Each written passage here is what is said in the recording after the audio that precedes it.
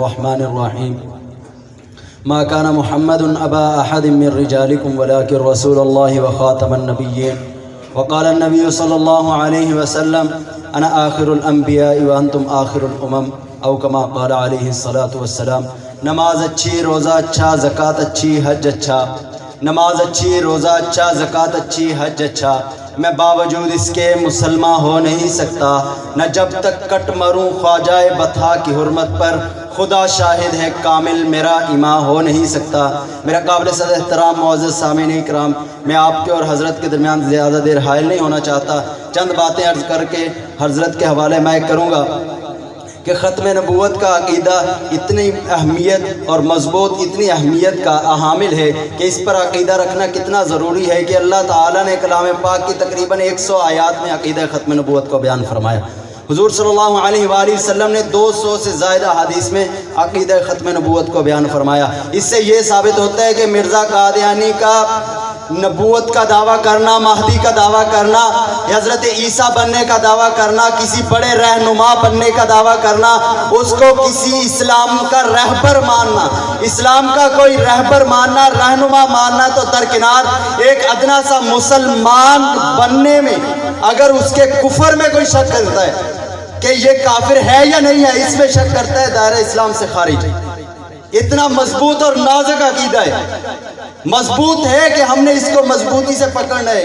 نازک اتنا ہے کہ اس میں شک بھی نہیں کرنے، اور جو اس کے مقابلے میں کھڑا ہوگا ہم اس کا مقابلہ کریں گے. پھر مجھے کہا جائے گا کہ یہ دہشت گرد ہے، یہ شدت پسند ہے. تم مجھے شدت پسند کہو، مجھے منظور ہے. کیوں؟ مجھے شدت پسندی اس عقیدے میں اس نے سکھائی ہے جس کے بارے میں جناب رسول اللہ صلی اللہ علیہ وسلم نے ارشاد فرمایا، ارحم امتی بی امتی ابو بکر، کہ میری امت میں سب سے زیادہ رحم دل ابو بکر ہے. لیکن جب ختم نبوت کے عقیدے کی بات آتی ہے تو سب سے پہلا مجاہد ابو بکر ہے. اس لیے تکبیر، نعرہ تکبیر. اس لیے ہمارے اکابرین نے ہمیں یہ سکھایا ہے کہ اگر ختم نبوت کے عقیدے کے لیے اپنی جان کی بازی لگانی پڑی، اپنی جان کا نذرانہ پیش کرنا پڑا تو کریں گے، لیکن اس عقیدے پر کمپرومائز ہو ہی نہیں سکتا. ہم اپنی جانیں لٹا دیں گے.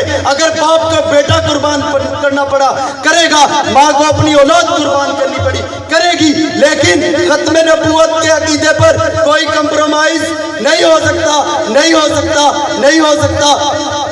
ہم حضرت کے سامنے یہ عہد کرتے ہیں کہ ختم نبوت کے عقیدے کے لیے اپنی جانوں کا نذرانہ پیش کریں گے، کیونکہ ہمیں نہ موت کا کوئی ڈر ہے نہ جینے کا ارمان ہے.